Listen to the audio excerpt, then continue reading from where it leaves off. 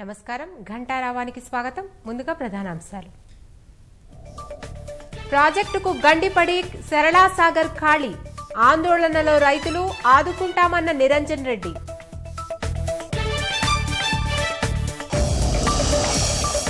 జలదృశ్యాన్ని ఆవిష్కరిస్తున్న mid Maneru, drone దృశ్యాలను విడుదల చేసిన ప్రభుత్వం.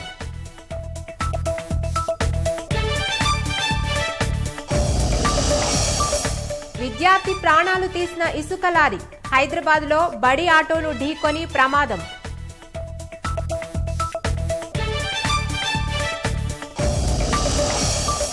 పౌరసత్వ చట్టంపై వ్యతిరేక గళం పెంచిన కేరళ సర్కార్, సిఏఏను ఉపసంహరించుకోవాలని అసెంబ్లీలో తీర్మానం.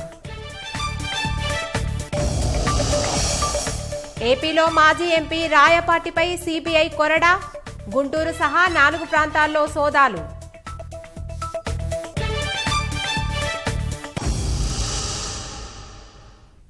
హైదరాబాద్ ఉప్పల్లో ఘోర రోడ్డు ప్రమాదం జరిగింది. 7వ తరగతి చదువుతున్న బాలుడిని లారీ చిదిమేసింది.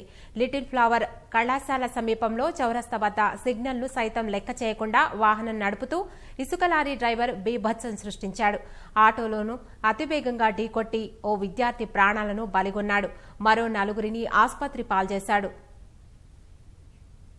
రోజులాగే పాఠశాలకని బయలుదేరిన 7వ తరగతి విద్యార్థి అవంతి కుమార్ తిరిగిరాని లోకాలకు వెళ్లాడు. అమ్మ బాయ్ అంటూ బయలుదేరిన బాలుడు శాశ్వతంగా కన్నుమూశాడు.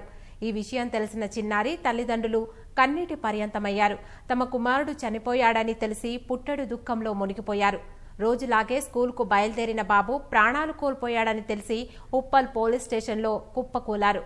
ఆటో కూడా అందుకే మొరాయించిందేమోనని అవంతు కుమార్ తల్లిదండ్రులు బోరున విలపించారు.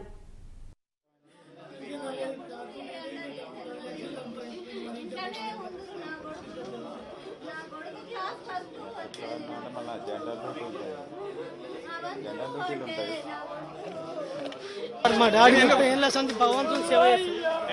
వేదంలో ఒక శాస్త్రం, నిత్య పూజారి అష్ట దరిద్రుడు అని వేదంలో ఒక శాస్త్రం. ఇలా మాకు అదే జరిగింది. వేదంను నమ్ముకున్న వాళ్ళు కూడా ఇలా ఈ పొరపాటు జరిగింది సార్. నాకు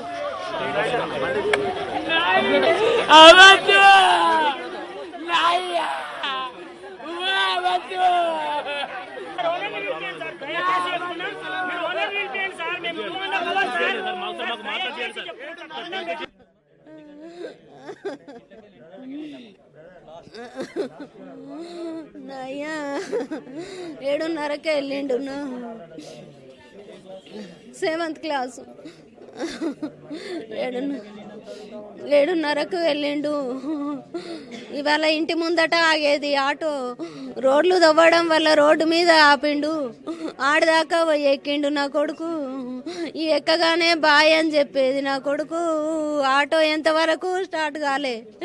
10 నిమిషాల దాకా అన్నే ఆగినారు. ఆటో రెడీ ఆగానే వెళ్ళిపోయినారు. ఇక నాకు వెళ్ళినాక 10 నిమిషాలకే చెప్పినారు నా కొడుకు. హబ్సిగూడ సర్వే ఆఫ్ ఇండియా ఇంకొక 1 కిలోమీటర్ స్కూల్ రీచ్ అవుతారు సార్. 1.5 కిలోమీటర్ రీచ్ అవుతారు. సర్వే ఆఫ్ ఇండియా సిగ్నల్ దగ్గర ఆటో, మా school auto 20 years experience driver అయిన స్కూల్ ఆటో 100% అని ఏం లేదు. నేను ఏరి కోరి పిల్లల విషయంలో చాలా లైఫ్ని డిజైన్ చేసి పెట్టినా సార్. ఎక్కడ పొరపాటు చేయకుండా. నా చిన్న కొడుకు చాలా జీనియర్, ఇంటెలిజెన్స్ చూడండి సార్. బాంబే ఐఐటీలో 1 సీట్ రావడం గోల్ సార్. అంత ఇంటెలిజెన్స్ సార్. అలా 100% డ్రైవర్ కావాలని మీదికే తీసుకొచ్చింది సార్. సిగ్నల్ అసలు ఆయనకు సిగ్నల్ లేదు సార్. ఆ వే క్లోజ్ ఉన్నా కూడా ఆ క్లోజ్ మూమెంట్ తప్పి చట్టాన్ని అతిక్రమించిండు, తన నియంత్రణ అతిక్రమించిండు. 100% డ్రైవర్దే తప్పు సార్. అలా లారీ డ్రైవర్ది. ఆటో డ్రైవర్ 20 సంవత్సరాల ఎక్స్పీరియన్స్ ఏరి కోరి పెట్టుకున్నా సార్. పిల్లల విషయంలో కూడా 6 మెంబర్సే తీసుకుపోతారు ఆటో డ్రైవర్.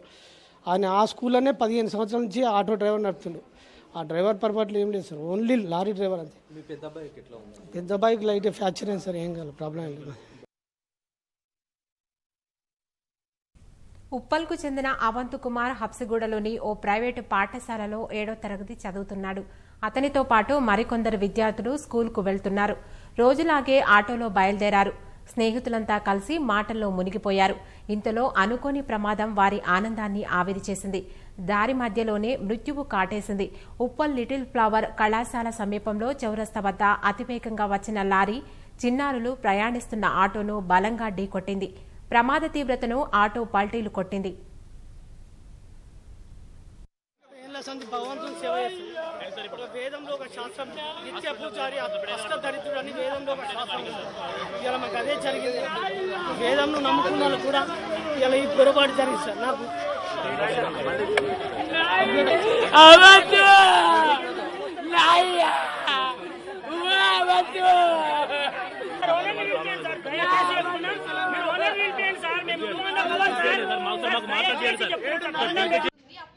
అప్పుడు వెళ్ళిపోతే ఆ లారీ ఆయన వచ్చేసి గుద్దిండు. మీరు వెళ్ళేది గ్రీన్ లో ఉంది కరెక్ట్. అంత కరెక్ట్ గా చెప్పలేను సార్. ఎంతమంది ఉన్నారు మొత్తం ఆటోలో? మొత్తం ఆటోలోనా 8. ఆటో కాకుండా చనిపోయింది ఎవరు? ఒక ఆయన అవంత్ అని 7th క్లాస్. ఏం పేరు? అవంత్. అవన్. ఏది ఇదే భాష స్కూల్. మిగతా వాళ్ళు ఎంతమంది ఉన్నారు? మిగతా వాళ్ళు ఇగో తను నేను ఈమె. అందరికి ఏం కాలేదా? ఇంకొక వైష్ణవి ఇంకా సాయి అనే ఆయన వాళ్ళ పేరెంట్స్ వచ్చిర్రు. వైష్ణవి ఆమెకి ఇక్కడ దెబ్బ తాకితే ఎవరు హాస్పిటల్కి తీసుకెళ్ళి అవంతా ఒక బాబు చనిపోయాడు.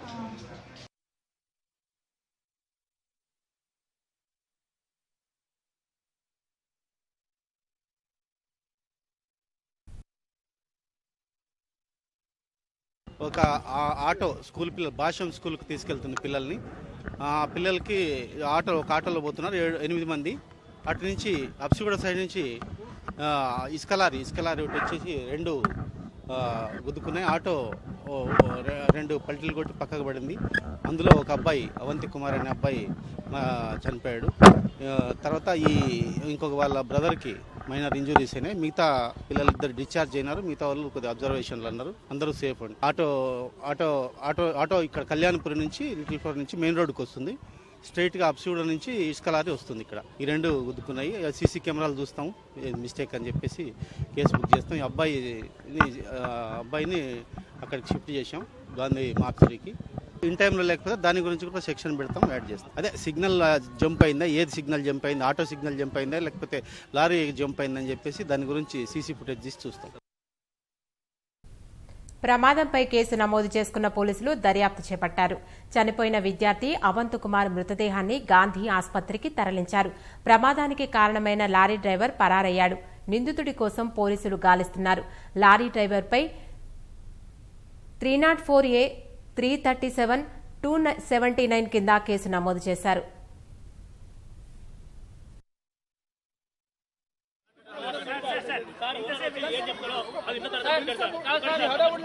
మీరు వెళ్ళి అవసరం లేదు కదా సార్. ఫోన్ చేసి వస్తాడు. ఈ ప్రాసెస్ నడుస్తూనే ఉంటుంది. ఆయన వస్తూనే ఉంటాడు. ఫోన్ కొడితే రావాల్సింది అంతే. ఓనర్ను పిలిపించండి, మాకు న్యాయం చేయండి అని అంటున్నారు. మీరు పని చేయలేరు, మీ మీద మిమ్మల్ని ఏమనలేము. మీ ప్రొసీజర్ ప్రకారం మీరు వెళ్తున్నారు. వనపర్తి జిల్లా మదనాపురం మండలం శంకరమ్మపేట వద్ద సరళాసాగర్కు గండిపడింది. 10 ఏళ్ల తర్వాత నిండిన సరళాసాగర్ జలాశయం కట్టతెగి భారీగా నీళ్లు వృధాగా పోతున్నాయి. జలాశయం పూర్తి స్థాయిలో నిండటం, లీకేజీలు, ఆటోమేటిక్ సైఫాన్ సిస్టమ్ తెరుచుకోకపోవడంతో కట్టపై ఒత్తిడి అధికమై ఎడమవైపు ఆనకట్ట తెగిపోయింది. ఆసియాలోనే ఆటోమేటిక్ సైఫాన్ సిస్టమ్ కలిగిన తొలి జలాశయంగా సరళసాగర్ పేరొందింది. 22 అడుగులు పూర్తిస్థాయి నీటి మట్టం, సుమారు 1/2 టీఎంసీ నీటిని నిల్వ చేసే సామర్థ్యంతో సరళసాగర్ను నిర్మించారు. దాదాపు 10 ఏళ్ల తర్వాత నిండిన సరళసాగర్ జలాశయానికి పలుచోట్ల లీకేజీలు ఉన్నాయని కొన్ని రోజుల నుంచి స్థానికులు చెబుతున్నారు. జలాశయం పూర్తి స్థాయిలో నిండటం, ఆటోమేటిక్ సిస్టమ్ తెరుచుకోకపోవడంతో కట్టపై ఒత్తిడి అధికమై అప్పటికే ఉన్న లీకేజీల వల్ల ఎడమవైపు ఆనకట్ట తెగిపోయింది.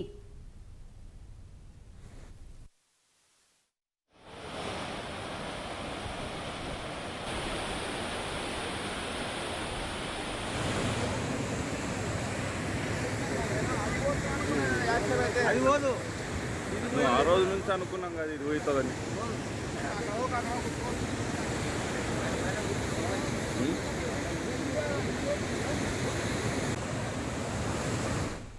సరళసాగర్ జలాశయం నుంచి కొత్తపల్లి వాగు రామన్పాడు డ్యాంలోకి భారీగా నీరు చేరుతోంది.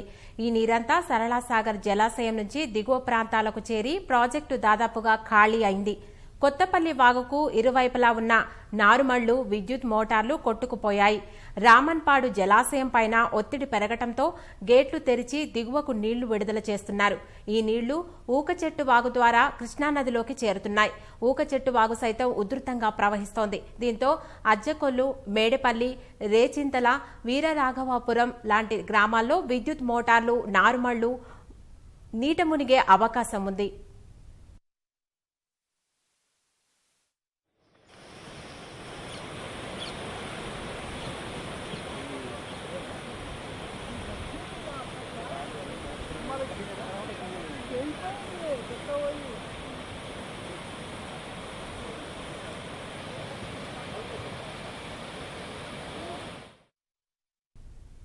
గవర్నర్ తమిళసైను కాంగ్రెస్ నేతల బృందం కలిసింది. తిరంగ ర్యాలీకి అనుమతి నిరాకరణపై కాంగ్రెస్ నేతలు ఫిర్యాదు చేశారు. విభజన చట్టంలోని సెక్షన్ 8 ప్రకారం గవర్నర్ అధికారులను వినియోగించాలని విజ్ఞప్తి చేశారు. గవర్నర్ని కలిసిన అనంతరం నేతలు మీడియాతో మాట్లాడుతున్నారు. ప్రత్యక్ష ప్రసారం ద్వారా చూద్దాం. Attorney general of India Mukul Rohatgi స్పష్టంగా ఆదేశాలు ఇచ్చిండు. 2014 నుంచి 10 ఏళ్ల పాటు హైదరాబాద్ నగరంలో గవర్నర్ ఆఫ్ తెలంగాణకి ప్రత్యేక అధికారాలు, విశిష్ట అధికారాలు ఉంటాయి. To protect the life and Liberty and to protect law and order in Hyderabad city. అది గవర్నర్ గారి దృష్టికి తీసుకొచ్చి మేము చెప్పే విషయం మీ ప్రత్యేక అధికారంలో ఉంది అని కూడా చెప్పడం జరిగింది. ఒక స్పెసిఫిక్ ఇష్యూ వాళ్ళ దృష్టికి తీసుకొచ్చినాం. అంటే రాష్ట్ర వ్యాప్తంగా సామాన్య ప్రజానీకాన్ని, కాంగ్రెస్ నాయకులు, కార్యకర్తలని పోలీసు వాళ్ళు అక్రమ కేసులు పెట్టి ఇల్లీగల్గా డీటైన్ చేసి హరాస్ చేస్తున్న విషయం వారి దృష్టికి తీసుకొచ్చి ప్రత్యేకంగా ఒక సంఘటన వారి దృష్టికి తీసుకురావడం జరిగింది. మొన్న 28వ తారీఖున కాంగ్రెస్ పార్టీ ఆవిర్భావ దినోత్సవం, కాంగ్రెస్ పార్టీ ఫార్మేషన్ డే, 1885లో కాంగ్రెస్ పార్టీ పుట్టిన దినం. దేశవ్యాప్తంగా కాంగ్రెస్ జన్మదిన వేడుకలు జరుగుతుంటే దేశవ్యాప్తంగా ఒక ప్రోగ్రాము అఖిల భారత కాంగ్రెస్ పార్టీ ఇచ్చిన మేరకు దేశ రాజధానిలో, అన్ని రాజధానుల్లో కాంగ్రెస్ పార్టీ జెండా ఎగిరేసి మెయిన్ రోడ్ల మీద జాతీయ జెండాతో సైలెంట్గా, పీస్ఫుల్గా ఒక ర్యాలీ తీసి సేవ్ ఇండియా, సేవ్ కాన్స్టిట్యూషన్ అని ఒక ర్యాలీ ప్రోగ్రాము ఆల్ ఇండియా స్థాయిలో జరగడం జరిగింది. మేము వారం రోజుల క్రితం, అంటే 20 తారీఖు ఇక్కడ పోలీసు వాళ్ళకి రిటర్న్ పర్మిషన్ అడిగాం. సైలెంట్గా చేస్తాం, పీస్ఫుల్గా చేస్తాం, placards save India, save constitution ఉంటాయి, తిరంగా మార్చు, నేషనల్ ఫ్లాగ్తో మార్చ్ చేస్తామని చెప్పినా వారు వారం రోజుల తర్వాత రిప్లై ఇచ్చారు పర్మిషన్ ఇవ్వము అని. ఇమ్మీడియట్గా నేను లెటర్ రాసిన, మీరు ఆ రోడ్డు మీద ఇవ్వకుంటే మీరు హైదరాబాద్లో ఏ రోడ్డు మీద, ఏ రూట్ మీద ఇచ్చినా మేము ప్రశాంతంగా రోడ్డు పక్కన జాతీయ జెండాతో సేవ్ ఇండియా, సేవ్ కాన్స్టిట్యూషన్ అని పెట్టుకొని ఒక దేశభక్తున్న పౌరులుగా, కాంగ్రెస్ వాదులుగా మా డ్యూటీ మేము చేస్తామని చెప్పినాం. దానికి జవాబు రాలే. 28వ తారీఖున గాంధీ భవన్లో కాంగ్రెస్ పార్టీ రాష్ట్ర హెడ్ ఆఫీస్లో మేము జెండావిష్కరణ తర్వాత అప్పుడు పోలీసులు మీకు ర్యాలీకి పర్మిషన్ లేదు అని చెప్తారు. సరే, మీకు ర్యాలీ పర్మిషన్ ఇవ్వకుంటే మేము 135 ఏళ్ల కాంగ్రెస్ పార్టీ చరిత్ర అనుగుణంగా సత్యాగ్రహ మార్గంలో ప్రశాంతంగా నిరాహార దీక్ష చేసి మా ఆఫీస్లో మేము కూర్చొని ఆ రోజు నిరాహార దీక్ష చేసి సత్యాగ్రహం చేసి సిటిజన్షిప్ అమెండ్మెంట్ యాక్ట్ మీద, అదేవిధంగా పోలీసు దౌర్జన్యాల మీద మేము నిరసన తెలియజేస్తామని చెప్పినాం. నేనే కమిషనర్తో మాట్లాడినా, చాలా దురుసుగా మాట్లాడిండు. అంటే గాంధీ భవన్లో మేము సత్యాగ్రహం చేయడానికి మీరు పోయి కోర్టులో ఆర్డర్ తెచ్చుకొని ఉంటాడు. గాంధీ భవన్లో రావడానికి, కాంగ్రెస్ పార్టీ ఆఫీస్లో రావడానికి 135వ జన్మదిన సందర్భంగా, కాంగ్రెస్ పార్టీ జెండావిష్కరణ సందర్భంగా హైదరాబాద్లో, హైదరాబాద్ చుట్టుపక్కల ప్రాంతాల్లో వేలాది మంది కాంగ్రెస్ కార్యకర్తలను, నాయకులను ఈ పోలీస్ కమిషనర్ ఇల్లీగల్ ఆర్డర్స్తో అరెస్ట్ చేసి పోలీస్ స్టేషన్లో డీటైన్ చేసిండ్రు. కాంగ్రెస్ పార్టీ ఏమైనా నిషేధిత సంస్థనా? కాంగ్రెస్ పార్టీ ఏమైనా బ్యాండ్ ఆర్గనైజేషనా? కాంగ్రెస్ పార్టీ ఇల్లీగల్ ఆర్గనైజేషనా? కాంగ్రెస్ పార్టీ ఆఫీస్కి కాంగ్రెస్ పార్టీ ఫౌండేషన్ డే రోజు, కాంగ్రెస్ పార్టీ జెండా ఆవిష్కరణ చేసే రోజు కాంగ్రెస్ పార్టీ కార్యకర్తలని నాయకులని వస్తుంటే అరెస్ట్ చేసి పోలీస్ స్టేషన్లో డీటైన్ చేయమని ఇచ్చే హక్కు ఎవరిచ్చింది? పోలీస్ కమిషనర్ అంజనీ కుమార్కి. మేము గవర్నర్ గారికి కూడా ఈ విషయం వారి దృష్టికి తీసుకుపోయినాము. ఎందుకంటే అంజనీ కుమార్ ఒక ఆంధ్ర కేడర్ ఆఫీసరు. ఆయన ఇల్లీగల్గా తెలంగాణలో ఉంటూ తెలంగాణలో అత్యంత ప్రతిష్టాత్మకమైన పవర్ఫుల్ పోస్ట్లో ఈ ప్రభుత్వం ఇస్తే వాళ్ళ జీహుజురీ కోసం, వాళ్ళ చెంచాగిరి కోసం కాంగ్రెస్ పార్టీని అణిచివేసే ప్రయత్నం చేస్తున్న విషయం గవర్నర్ గారి దృష్టికి తీసుకొచ్చినాం.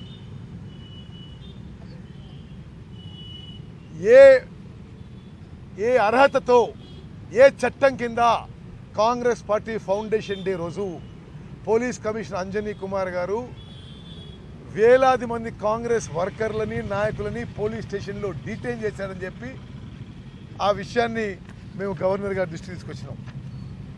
తీసుకొస్తూ 2-3 విషయాలు ఆమెకు చెప్పినాం. ఒకటి, ఏపీ రీఆర్గనైజేషన్ యాక్ట్ 2014 ప్రకారం మీకు హైదరాబాద్ నగరంపై సర్వాధికారాలు ఉన్నాయి. అంటే నార్మల్ కూడా governor any state is head of the constitution, protector of the constitution. తెలంగాణలో హైదరాబాద్లో మీకు ప్రత్యేక అధికారాలు ఉన్నాయి. మేము చెప్తున్న సంఘటనపై ఎంక్వైరీ ఆర్డర్ చేయండి, ఎవరు దీని బాధ్యత వహించాలి అని చెప్పి అడగడం జరిగింది. అదే నేను ఆ సెక్షన్ 8 నుంచి మీకు చదువుతాను. On and from the appointed day అంటే 2014 నుంచి for the purpose of administration of the capital area the governor shall have special responsibility for the security of life, liberty and property of all those who reside in such area. మా లిబర్టీకి భంగం కలిగింది, మీరు జోక్యం చేసుకోవాలి. అదేవిధంగా section 8(2) ప్రకారం in particular the responsibility of the governor shall extend to such matters as law and order etcetera. దాంట్లో కూడా మీకు అధికారాలు ఉన్నాయి. అది వారి దృష్టికి తీసుకొచ్చినాము. రెండో విషయం, రాష్ట్రం బైఫర్కేట్ అయిపోయిన తర్వాత అంజనీ కుమార్ అనే ఐపీఎస్ ఆఫీసరు ఆంధ్ర రాష్ట్రానికి కేటాయింపబడ్డ ఆఫీసరు. ఆయన ఒక చిన్న కోర్టులో ఒక స్టేతోని తెలంగాణలో కొనసాగుతూ తెలంగాణలో పోలీసులో ఉన్న అత్యంత ప్రతిష్టాత్మక పవర్ఫుల్ పోస్టు అతనికి ఇవ్వడంలో మతలబు ఏంటిది? అంటే తెలంగాణ ఐపీఎస్ ఆఫీసర్స్లో ఎవరు హైదరాబాద్ పోలీస్ కమిషనర్ అనర్హుడా అని కేసీఆర్ని ప్రశ్నిస్తున్నాం. ఇది గవర్నర్ గారి దృష్టికి తీసుకొస్తున్నాం. అదేవిధంగా అనేక మంది ద్వారా మాకు ఈ అధికారిపై అనేక అలిగేషన్స్ కూడా వచ్చాయి. మిస్కాండక్ట్ అని, అవినీతి అని అలిగేషన్స్ వచ్చాయి. ఆ అలిగేషన్స్ మీద కూడా పబ్లిక్ ఎంక్వైరీ చేయాలని చెప్పి గవర్నర్ గారిని కోరడం జరిగింది. అదేవిధంగా గవర్నర్ గారు కొత్తగా తెలంగాణకు వచ్చారు. వారికి మా శుభాకాంక్షలు, నూతన సంవత్సర శుభాకాంక్షలు తెలియజేస్తూ తెలంగాణ రాష్ట్రంలో పోలీసులను ఉపయోగించి సామాన్య ప్రజానీకాన్ని అనేక విధాలుగా కేసీఆర్ గారు ఇబ్బంది పెడుతున్న విషయం వారి దృష్టికి తీసుకొచ్చినాము. రాష్ట్ర వ్యాప్తంగా తెలంగాణ పోలీసులు కాంగ్రెస్ పార్టీని అణిచివేసే ప్రయత్నం చేస్తున్నారు. అక్రమ కేసులు పెట్టి పార్టీలు మార్పించే ఒత్తిడి తీసుకొస్తున్నారు.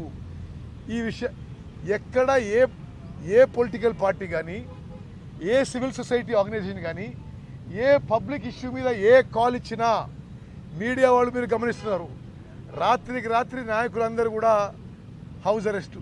ఇదొక వింత పరిస్థితి. మేము రాజకీయాల్లో చాలా ఏళ్ళ నుంచి ఉన్నాం. నేను 5 సార్లు ఎమ్మెల్యే, ఇప్పుడు ఎంపీగా ఉన్నా.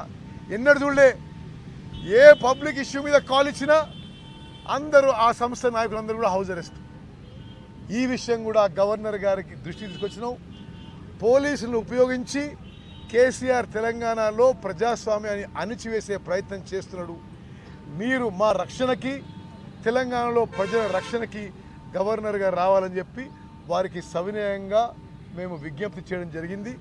వారు సానుకూలంగా మేము చెప్పిన మాటలు అన్నీ విని తప్పనిసరిగా పరిశీలించి తగిన విధంగా ముందుకు పోతుందని చెప్పి హామీ ఇవ్వడం జరిగింది.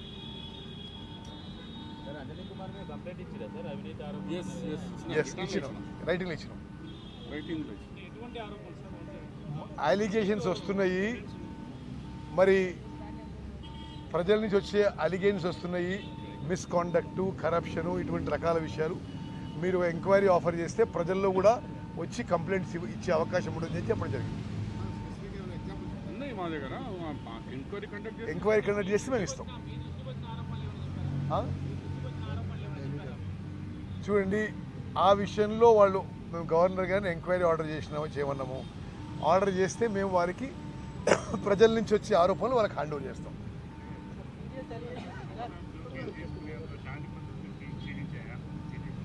చూడండి, ఒక ప్రిన్సిపల్ అపోజిషన్ పార్టీ, ప్రధాన ప్రతిపక్ష పార్టీ, రాజకీయ పార్టీ, ఆ పార్టీ యొక్క ఆవిర్భావ దినోత్సవంలో ఆ పార్టీకి వచ్చే కార్యకర్తలని వేలాది మందిని అరెస్ట్ చేసి పోలీసులు పెట్టే హక్కు, అర్హత, చట్టబద్ధత ఈ కమిషనర్ ఎవరిచ్చిండు అని మీరు మీడియా వాళ్ళు ఆలోచన చేయాలి.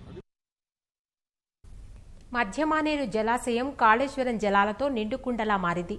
మేడిగడ్డ నుంచి చేరుకున్న జలాలతో మిడ్మానేరుకు జలకళను సంతరించుకుంది. జల సవ్వడిని కళ్లారా చూసిన ముఖ్యమంత్రి కేసీఆర్ కల సాకారమైందని తన్మయత్వం చెందారు. జల సిరులతో మధ్యమానేరు దృశ్యాలతో పాటు సీఎం పర్యటన డ్రోన్ దృశ్యాలను ప్రభుత్వం విడుదల చేసింది.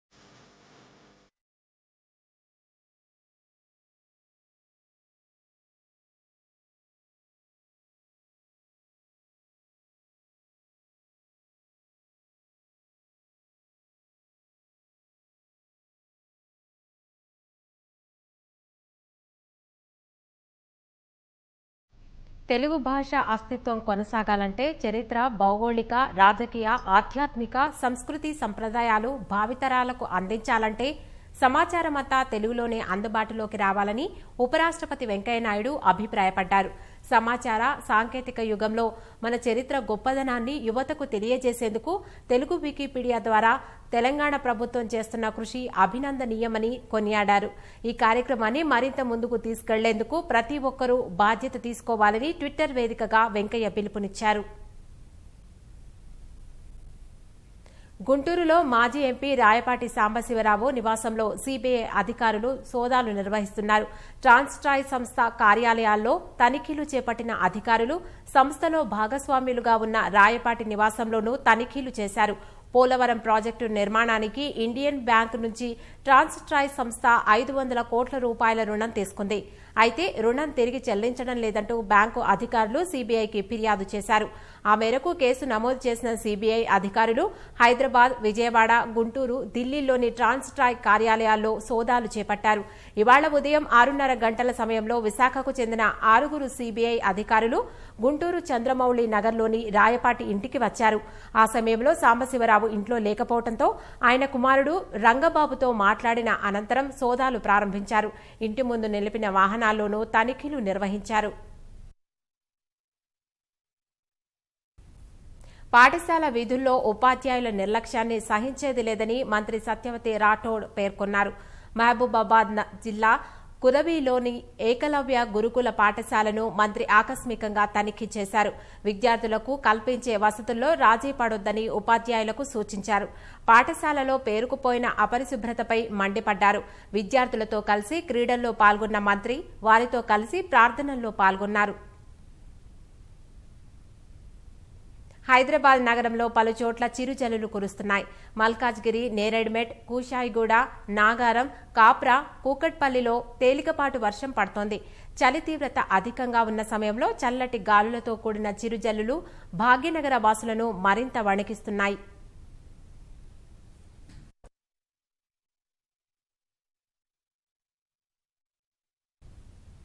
నూతన సంవత్సరంలోనైనా తమకు న్యాయం జరిగేలా సీఎం జగన్ పాలన సాగించాలని అమరావతి రైతులు కోరుతున్నారు. తుళ్లూరులో 14వ రోజుకు చేరుకున్న మహాధర్నాలో పెద్ద సంఖ్యలో రైతులు పాల్గొన్నారు. పేడ్ ఆర్టిస్టులు అనే విమర్శలను తిప్పికొట్టేందుకు ఆధార్ కార్డులు చేతపట్టి నిరసనలో పాల్గొన్నారు. తామంతా రాజధాని ప్రాంతానికి చెందిన వారమని స్పష్టం చేశారు. ప్రభుత్వానికి భూములు ఇచ్చామని, తమ భవిష్యత్తు బాధ్యతను కేంద్ర సర్కార్ తీసుకోవాలని రైతులు డిమాండ్ చేశారు. అమరావతి నుంచి రాజధానిని తరలించొద్దని కోరారు. రాజధాని కోసం 14 రోజులుగా ఆందోళన చేస్తున్న అమరావతి రైతులు మరో పోరాటానికి శ్రీకారం చుట్టారు. ప్రధాని శంకుస్థాపన చేసిన ప్రాంత రైతులకే న్యాయం జరగటం లేదంటూ వెలగపూడి రైతులు పోస్టు కార్డులు ఉద్యమాన్ని ప్రారంభించారు. తమ కష్టాలను వివరిస్తూ ప్రధాని మోదీకి ఉత్తరాలు రాస్తున్నారు. కేంద్ర ప్రభుత్వం వెంటనే జోక్యం చేసుకుని అమరావతిలోనే రాజధాని కొనసాగించేలా ఆదేశాలు ఇవ్వాలని కోరుతున్నారు. హలో స్పీకర్ సార్, దయచేసి ఈ జనాభాని 3 ప్రాంతాల జనాభాని సమ్మూలంగా పాలించాలి. కానీ అక్కడ రెచ్చగొడతాం, ఇక్కడ రెచ్చగొడతాం అనేయాలి. ఒకే రాష్ట్రం ఒకే పరిపాలన చేస్తానని దయచేసి మీ జగన్మోహన్ రెడ్డి గారితో చెప్పించి మాకు సంతృప్తి చేయాలని చెబుతున్నా. అదే సార్, ఏ గవర్నమెంట్ వచ్చినా మనకి న్యాయం చేసిద్ది అని భవిష్యత్తు కోసం ఇచ్చాం. కానీ మనకి ఇలా మన పిల్లల భవిష్యత్తులు బాగుంటాయి. మన ఆ రాష్ట్రం ఈ రాష్ట్రం ఆ దేశం ఈ దేశం పోతున్నారు మన పిల్లలు. మనకి ఉద్యోగాలు వస్తాయి, ఒక పరిశ్రమలు వస్తాయి, ఒక కాలేజీలు వస్తాయి, అయ్యి వస్తాయి అని మాలో మేము కూడా సమయంతో మాట్లాడుకొని గవర్నమెంట్కి ఇచ్చాం. కానీ మేము ప్రజలకి 13 జిల్లాల ప్రజలకి ఇచ్చాం. 13 జిల్లా ప్రజలారా మా వేదన ఆలోచించండి, మా బాధను ఆలోచించండి. పౌరసత్వ సవరణ చట్టాన్ని ఉపసంహరించాలని కోరుతూ కేరళ అసెంబ్లీలో ఆ రాష్ట్ర ముఖ్యమంత్రి పినరాయి విజయన్ తీర్మానం ప్రవేశపెట్టారు. ఎస్సీ, ఎస్టీ రిజర్వేషన్లు మరో 10 ఏళ్లు కొనసాగించేలా ఆమోదం తెలిపేందుకు కేరళ అసెంబ్లీ ప్రత్యేక సమావేశం ఏర్పాటు చేశారు. ఈ సందర్భంగా సీఏఏను వ్యతిరేకిస్తూ సీఎం విజయన్ తీర్మానం ప్రవేశపెట్టారు. మతపరమైన వివక్షతో కూడుకున్న సీఏఏ దేశ సెక్యులర్ విధానాలకు వ్యతిరేకంగా ఉందని తీర్మానంలో ముఖ్యమంత్రి పేర్కొన్నారు. రాజ్యాంగంలోని ప్రాథమిక విలువలు, మౌలిక సూత్రాలకు ఈ చట్టం విరుద్దమన్నారు. కేరళలో ఎలాంటి నిర్బంధ కేంద్రాలను ఏర్పాటు చేయమని విజయన్ స్పష్టం చేశారు. అయితే తీర్మానాన్ని భాజపా సభ్యుడు రాజగోపాల్ వ్యతిరేకించారు. పార్లమెంటు ఆమోదించిన చట్టాన్ని అసెంబ్లీలో వ్యతిరేకించడం అన్యాయమన్నారు. సిపిఐకు చెందిన దినకరన్, సిపిఎంకు చెందిన జేమ్స్ మాథ్యూస్ తీర్మానాన్ని సమర్థించారు.